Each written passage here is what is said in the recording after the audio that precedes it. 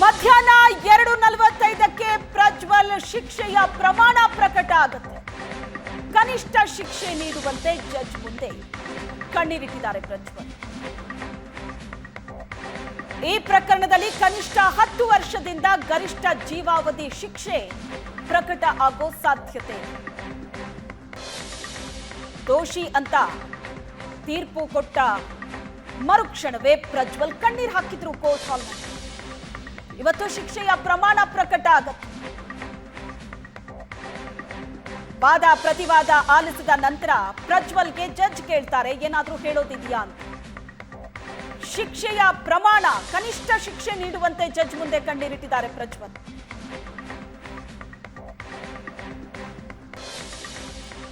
ಈ ಬಗ್ಗೆ ಹೆಚ್ಚಿನ ಡೀಟೇಲ್ಸ್ ಅನ್ನ ಕೊಡ್ತಾರೆ ನಮ್ಮ ಪ್ರತಿನಿಧಿ ರಮೇಶ್ ಸಂಪರ್ಕದಲ್ಲಿದ್ದಾರೆ. ರಮೇಶ್, ಈ ಪ್ರಕರಣದಲ್ಲಿ ದೋಷಿ ಅಂತ ನೆನ್ನೆನೆ ಕೋರ್ಟ್ ತೀರ್ಪನ್ನ ಕೊಟ್ಟಿದೆ. ಆದ್ರೆ ಶಿಕ್ಷೆ ಪ್ರಮಾಣ ಏನು?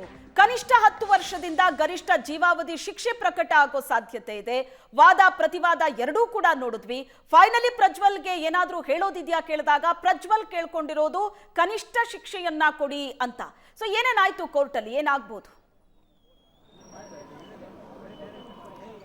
ಶ್ವೇತಾ, ಇವತ್ತು ಒಂದು ನಿರೀಕ್ಷೆಯಂತೆ ಅಂದರೆ ಶಿಕ್ಷೆಯ ಪ್ರಮಾಣ ಕುರಿತಂತೆ ಒಂದಷ್ಟು ಎರಡೂ ಕಡೆಯಿಂದ ವಾದವನ್ನು ನಿರೀಕ್ಷೆ ಮಾಡಿದ್ವಿ. ಅದೇ ರೀತಿ ಪ್ರಾಸಿಕ್ಯೂಷನ್ ಪರವಾಗಿ ಬಂದಂಥ SP ಜಗದೀಶ್ ಅವರು ಈ ಪ್ರಕರಣದಲ್ಲಿ ಯಾಕೆ ಪ್ರಜ್ವಲ್ಗೆ ಗರಿಷ್ಠ ಶಿಕ್ಷೆಯನ್ನು ಕೊಡಬೇಕು ಅನ್ನುವಂಥ ನಿಟ್ಟಿನಲ್ಲಿ ಒಂದಷ್ಟು ಪಾಯಿಂಟ್ ಔಟ್ ಮಾಡ್ತಾ ಹೋಗ್ತಾರೆ. ಅದರಲ್ಲಿ IPC ಸೆಕ್ಷನ್ 376(2)K ಮತ್ತು N ಎರಡೂ ಏನಿದೆ, ಇದು ಒಬ್ಬ ಪ್ರಭಾವಿ ವ್ಯಕ್ತಿಯಾಗಿದ್ದು ತನ್ನ ಕೆಳಗಡೆ ಕೆಲಸ ಮಾಡುವಂಥ, ತನ್ನ ಜೊತೆಯಲ್ಲಿ ಕೆಲಸ ಮಾಡುವಂಥ ಸಬಾರ್ಡಿನೇಟ್ ಮೇಲೆ ಅತ್ಯಾಚಾರ ಮಾಡುವಂಥದ್ದು. ಮತ್ತು ಇನ್ನು K ಏನಿದೆ, ಇದು ನಿರಂತರವಾಗಿ ಅತ್ಯಾಚಾರ ಮಾಡುವಂಥದ್ದು. ಒಬ್ಬ ಬಲಿಷ್ಠ ವ್ಯಕ್ತಿ, ಒಬ್ಬ ಬಲಿಷ್ಠ ಸ್ಥಾನದಲ್ಲಿರುವಂಥ ಒಬ್ಬ ವ್ಯಕ್ತಿ, ದುರ್ಬಲ ವ್ಯಕ್ತಿಯ ಮಹಿಳೆಯ ಮೇಲೆ ಈ ರೀತಿ ನಿರಂತರ ದೌರ್ಜನ್ಯ ಮಾಡ್ತಾ ಇರುವಂಥದ್ರಿಂದ ಇಂತಹ ಪ್ರಕರಣದಲ್ಲಿ ಗರಿಷ್ಠ ಶಿಕ್ಷೆಯನ್ನು ಕೊಡಬೇಕು ಅನ್ನುವಂಥ ನಿಟ್ಟಿನಲ್ಲಿ ಅವರು ವಾದವನ್ನು ಮಾಡ್ತಾ ಹೋಗ್ತಾರೆ.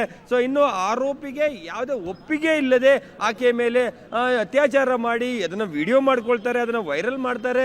ಸೊ ಆ ವೈರಲ್ ಮಾಡಿದ್ರಿಂದ ಆ ಮಹಿಳೆಯ ಸಾಮಾಜಿಕ ಒಂದು ಸ್ಥಾನಮಾನಕ್ಕೆ, ಆ ಘನತೆಗೆ ಸಾಕಷ್ಟು ದೊಡ್ಡ ಮಟ್ಟದ ಹಾನಿಯಾಗಿರುವಂಥದ್ದು, ಘಾಸಿ ಉಂಟಾಗಿದೆ. ಮತ್ತು ಒಬ್ಬ ಆರೋಪಿ ಲೆಜಿಸ್ಲೇಚರ್ ಆಗಿದ್ದವನು, ಸಂಸದ ಆಗಿದ್ದವನು, ಕಾನೂನು ಮಾಡುವಂತಹ ಸ್ಥಾನದಲ್ಲಿದ್ದಂತಹ ವ್ಯಕ್ತಿಯೇ ಈ ರೀತಿಯಾದಂಥ ಕಾನೂನನ್ನು ಮುರಿಯುವಂಥ ಕೆಲಸ ಮಾಡಿದ್ದೇನೆ. ಇದು ಹಲವು ಜನರಿಗೆ ಪಾಠ ಆಗಬೇಕು, ಆ ರೀತಿಯಾದಂತಹ ಒಂದು ಶಿಕ್ಷೆಯನ್ನು ಕೊಡಬೇಕು ಅನ್ನುವಂಥ ನಿಟ್ಟಿನಲ್ಲಿ ಪ್ರಯತ್ನವನ್ನು ಮಾಡ್ತಾರೆ. ಇದೇ ಮಹಿಳೆಯನ್ನ ಅಂದರೆ ಚುನಾವಣಾ ಸಂದರ್ಭದಲ್ಲಿ ಏನು ವಿಡಿಯೋ ವೈರಲ್ ಆಗುತ್ತೆ, ಈತ ವಿದೇಶಕ್ಕೆ ಪರಾರಿ ಆಗ್ತಾರೆ. ಅದಾದ ನಂತರ ಅವರ ಕುಟುಂಬಸ್ಥರು ಈ ಮಹಿಳೆಯನ್ನ ಕಿಡ್ನ್ಯಾಪ್ ಮಾಡಿ ಆಕೆಯನ್ನ ಎದುರಿಸಿ ಬೆದರಿಸಿ ದೂರು ಕೊಡದೇ ಇರುವಂತೆ, ಅಥವಾ ಸಾಕ್ಷಿಯನ್ನ ತಪ್ಪಾಗಿ ಹೇಳುವಂತೆ, ಅಥವಾ ಯಾವುದೇ ರೀತಿಯ ಬಾಯನ್ನು ಓಪನ್ ಮಾಡದೇ ರೀತಿ ನೋಡಿಕೊಳ್ಳುವಂಥ ಪ್ರಯತ್ನಗಳನ್ನು ಮಾಡ್ಕೊಳ್ತಾರೆ. ಸೊ ಈ ಎಲ್ಲ ಒಂದು ಕಾರಣಕ್ಕಾಗಿ ಒಬ್ಬ ಆರೋಪಿ ತುಂಬಾ ಬಲಿಷ್ಠವಾಗಿದ್ದಾನೆ. ಇದಲ್ಲದೆ ಇದೇ ರೀತಿಯಾದಂಥ ಹಲವು ಪ್ರಕರಣಗಳು ಇದೇ ನ್ಯಾಯಾಲಯದ ಮುಂದೆ ಬಾಕಿ ಇದೆ. ಅತ್ಯಾಚಾರ ಮಾಡುವಂಥ ವಿಚಾರ, ಎಬಿಚುವಲ್ ರೇಪಿಸ್ಟ್ ಅನ್ನುವಂಥ ವಿಚಾರವನ್ನು ಅಲ್ಲಿ ಉಲ್ಲೇಖವನ್ನು ಮಾಡ್ತಾ ಹೋಗ್ತಾರೆ. ಮತ್ತು ಮತ್ತೊಬ್ಬ SPP ಆಗಿರುವಂಥ ಅಶೋಕ್ ನಾಯ್ಕ್ ಅವರು ವಾದವನ್ನು ಮಾಡ್ತಾ ಒಂದು ಗರಿಷ್ಠ ಪ್ರಮಾಣದ ದಂಡವನ್ನು ವಿಧಿಸಬೇಕು ಅನ್ನುವಂಥದ್ದು. ಯಾಕೆಂದ್ರೆ ಸಂತ್ರಸ್ತ ಮಹಿಳೆ, ಒಬ್ಬ ದೀನ ದಲಿತ ಅಂದ್ರೆ ಮಹಿಳೆ ಆಗಿರುವಂತಹದ್ದು, ಬಡ ಮಹಿಳೆ ಆಗಿದ್ದಾಳೆ.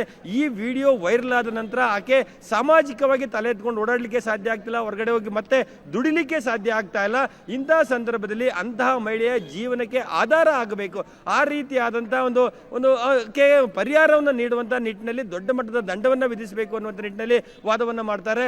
ಸೊ ಈ ವಾದವನ್ನು ನೋಡ್ತಾ ಹೋದ್ರೆ ಏನ್ರೆ ಪ್ರಜ್ವಲ್ ರೇವಣ್ಣಗೆ ಜೀವಾವಧಿ ಶಿಕ್ಷೆಯನ್ನೇ ಕೊಡಬೇಕು ಅನ್ನುವಂಥ ನಿಟ್ಟಿನಲ್ಲಿ ಇಬ್ಬರು SPP ಅವರು ವಾದವನ್ನು ಮಾಡ್ತಾರೆ. ಇದಾದ ನಂತರ ನಳಿನಿ ಮಾಯಾಗೌಡ ಅನ್ನುವಂಥ ಪ್ರಜ್ವಲ್ ಪರ ವಕೀಲರು ಒಂದು ವಾದವನ್ನು ಮಾಡಲಿಕ್ಕೆ ಮುಂದಾದಂಥ ಸಂದರ್ಭದಲ್ಲಿ ಇಲ್ಲಿ ಆಕೆ ಹೇಳುವಂಥದ್ದು ಏನಂದ್ರೆ, ಇಲ್ಲಿ ಎಲ್ಲ ಒಂದು ಕಡೆ ಒಬ್ಬ ಯುವ ರಾಜಕಾರಣಿ ಇದ್ದಾರೆ, ಚಿಕ್ಕ ವಯಸ್ಸಿಗೆ ಅಂದರೆ ಆತ MP ಆಗಿ ಸೆಲೆಕ್ಟ್ ಆಗ್ತಾನೆ. ಆ ಸಂದರ್ಭದಲ್ಲಿ ಸಂಸತ್ನಲ್ಲಿ ಅತ್ಯಂತ ಚಿಕ್ಕ ಸಂಸದ ಆಗಿರ್ತಾನೆ. ಇಂತಹ ಚಿಕ್ಕ ವಯಸ್ಸಿನ ಒಬ್ಬ ರಾಜಕಾರಣಿಗೆ ಬೇಕಂತಲೇ ದುರುದ್ದೇಶಪೂರಿತವಾಗಿ ಈ ರೀತಿಯಾದಂಥ ವಿಡಿಯೋಗಳನ್ನ ವೈರಲ್ ಮಾಡುವಂಥ ಕೆಲಸಗಳನ್ನು ಮಾಡ್ತಾರೆ. ಚುನಾವಣೆ ಇನ್ನು 6 ದಿನ ಇದೆ ಅನ್ನುವಂಥ ಸಂದರ್ಭದಲ್ಲಿ ಈ ಒಂದು ವಿಡಿಯೋಗಳು ವೈರಲ್ ಆಗುತ್ತೆ. ಒಂದು ದೊಡ್ಡ ಕುಟುಂಬದ ಈತ ಒಂದು ವ್ಯಕ್ತಿ ಆಗಿರುವಂಥದ್ದು, ಆ ಕುಟುಂಬದ 3ನೇ ಜನರೇಷನ್ನ ಒಬ್ಬ ರಾಜಕಾರಣಿ ಆಗಿರುವಂಥದ್ದು, ಇವರ ತಾತ ಪ್ರಧಾನಿ ಆಗಿದ್ದಂಥವರು.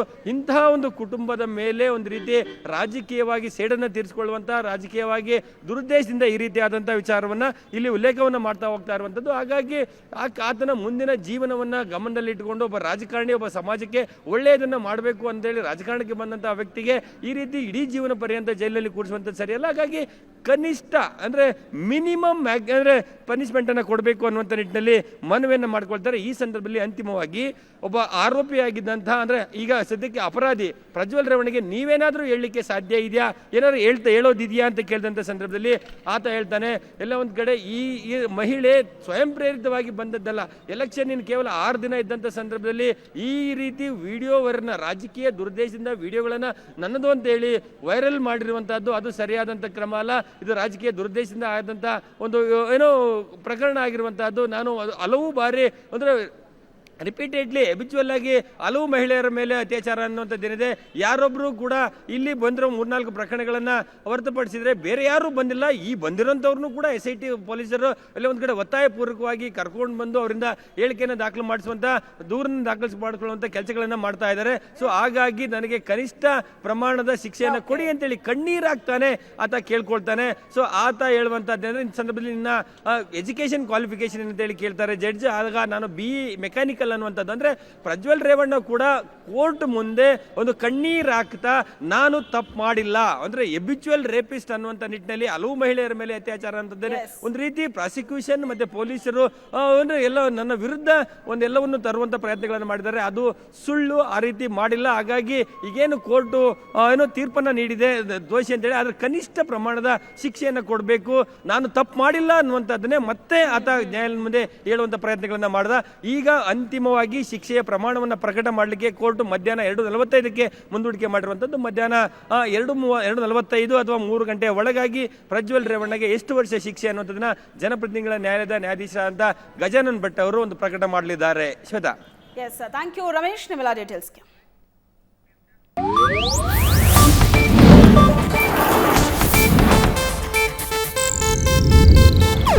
ಇದು ಏಷ್ಯಾನೆಟ್ ನ್ಯೂಸ್ ನೆಟ್ವರ್ಕ್ ಪ್ರಸ್ತುತಿ.